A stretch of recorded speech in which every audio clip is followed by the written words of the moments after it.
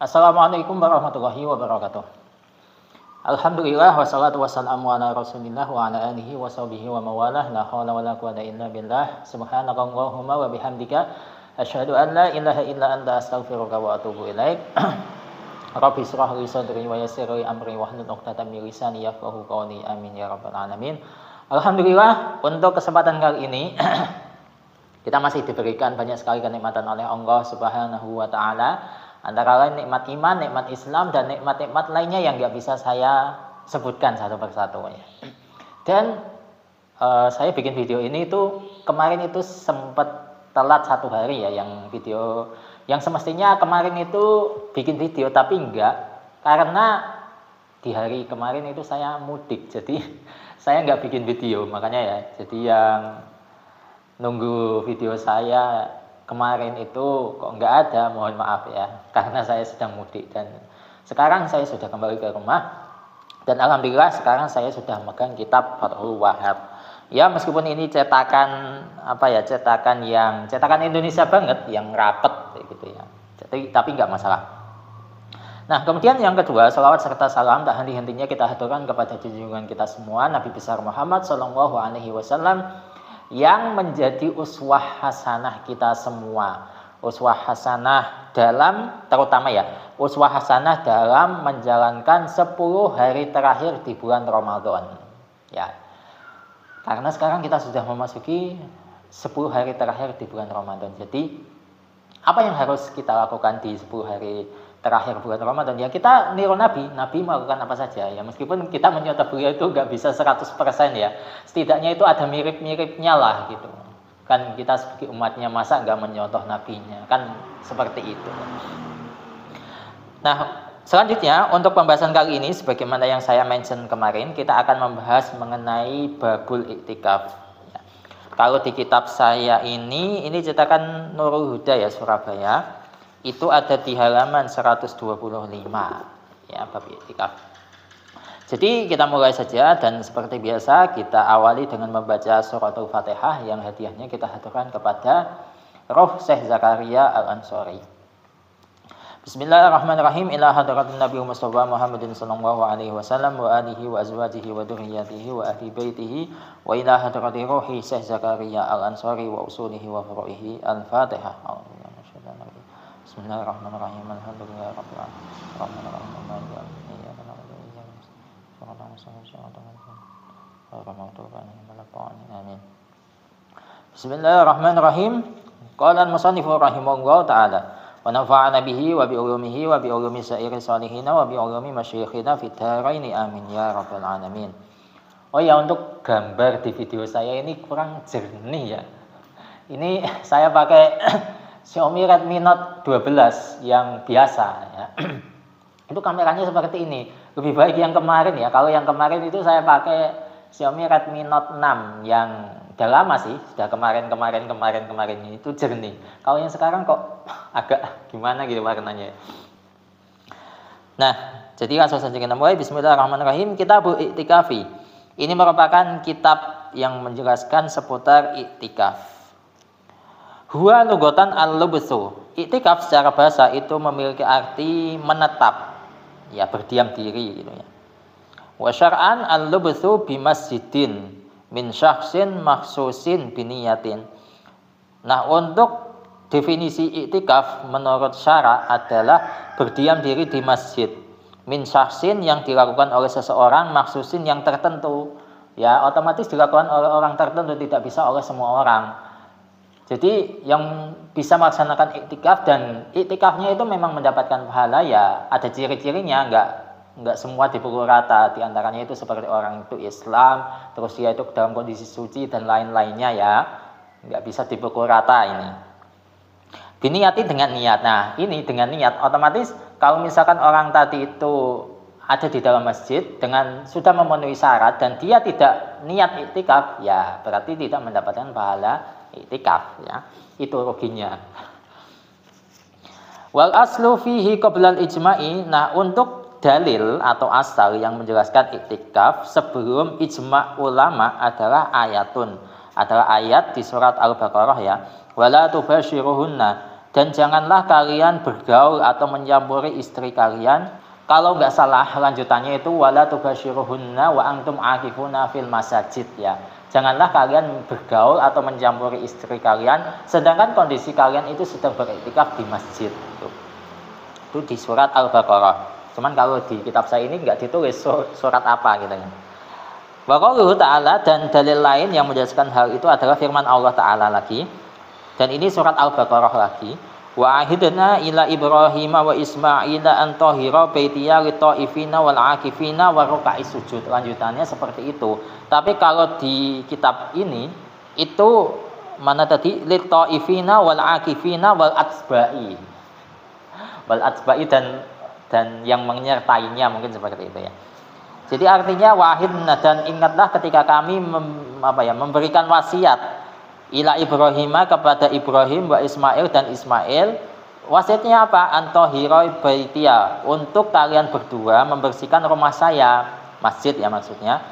Bagi siapa? Litaifina, bagi orang yang tawaf, wal akifina, dan orang yang iktikaf.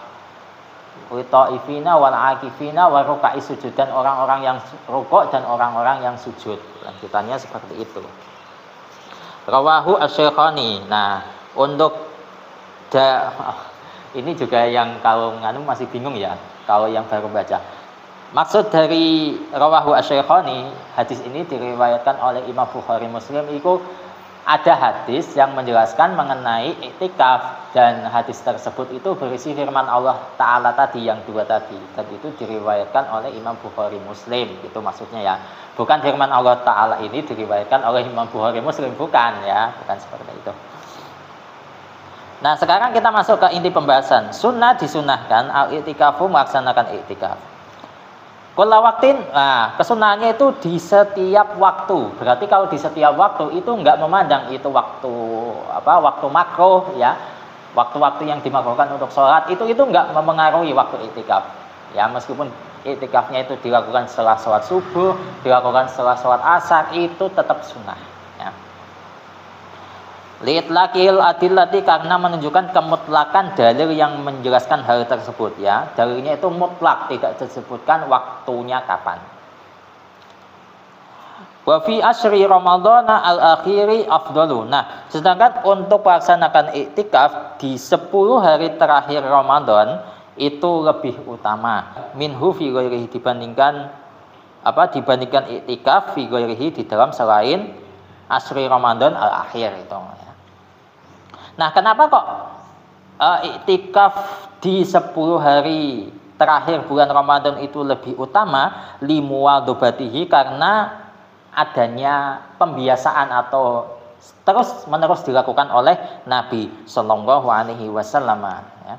Alal iktikafihi, yang mana beliau itu melaksanakan iktikaf fihi di 10 hari terakhir di bulan Ramadan. Kama maros, bagaimana keterangan yang sudah dijelaskan. Fi khabaris Syaikhaini, yang diriwayatkan maksudnya fi khabaris Syaikhaini yang terdapat di dalam hadis yang diriwayatkan oleh Imam Bukhari Muslim.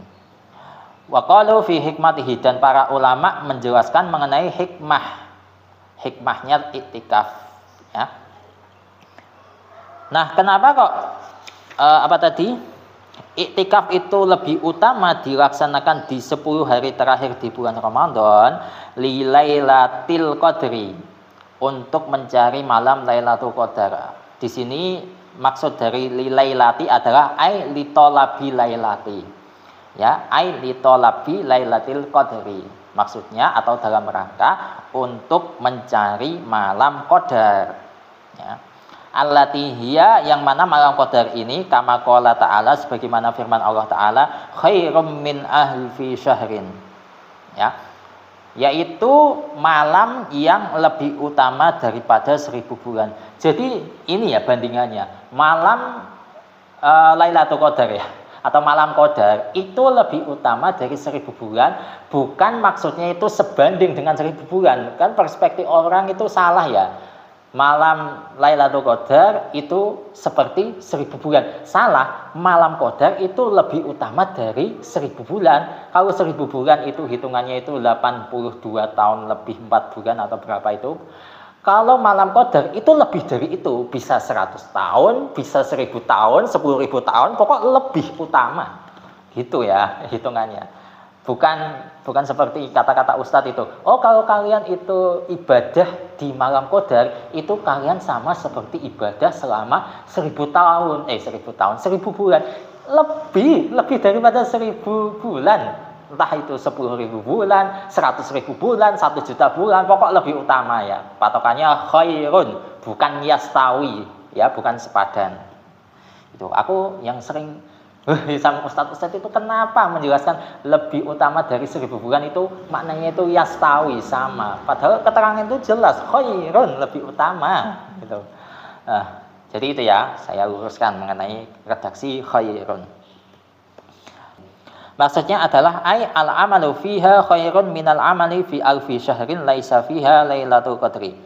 Maksudnya adalah beramal di malam qadar itu lebih utama daripada beramal di 1000 bulan yang bukan termasuk malam qadar. Ya, ini jelas. Kemudian di sini dipertegas lagi dengan sabda Rasulullah sallallahu alaihi wasallam. Qala Rasulullah sallallahu alaihi wasallam, "Man qama lailatal qadri imanan wa ihtisaban, ghufira lahu ma taqaddama min dambihi." Rawahu asy-Syaikhani. Barang siapa yang melaksanakan malam qadar, ya dia menjalankan malam Lailatul Qadar itu entah baca Quran, sholat, zikir, pokok pas dia beramal itu bertepatan dengan waktu malam qadar dan dia menjalankannya itu imanan dengan kondisi beriman kepada Allah, wahtisaban dan mengharap ridha Allah Subhanahu wa taala, maka balasannya akan diampuni baginya seluruh dosa yang pernah dia lakukan. Hadis ini diriwayatkan oleh Imam Bukhari Muslim. Nah, maksud dari malam qadar di sini adalah wahiyya bil asyri al-madhkuri, yaitu di 10 hari yang telah disebutkan, yaitu 10 hari terakhir di bulan Ramadan ya. Karena mayoritas ulama itu sepakat bahwa malam qadar itu adanya di 10 malam terakhir di bulan Ramadan, terutama di malam-malam yang ganjil itu. Mereka meyakininya seperti itu. Tapi ada juga ulama yang meyakini kalau malam qadar itu kalau mau mencarinya itu ya sejak awal Ramadan. Ya, jadi itu adalah perbedaan. Nah, jadi itu untuk video kali ini. Semoga ini bermanfaat untuk kalian. Wallahu a'lam bishawab. Al-Fatihah. Bismillahirrahmanirrahim. Alhamdulillahirabbil alamin arrahmanir rahim maliki yaumiddin. Iyyaka na'budu wa iyyaka nasta'in. Ihdinas siratal mustaqim. Shiratal ladzina an'amta 'alaihim ghairil maghdubi 'alaihim waladdallin. Kita tutup dengan bacaan kafaratul majlis. Subhanakallahumma wa bihamdika asyhadu an la ilaha illa anta astaghfiruka wa atubu ilaik. Wallahu muwaffiq ila aqwamit thoriq. Wassalamualaikum warahmatullahi wabarakatuh.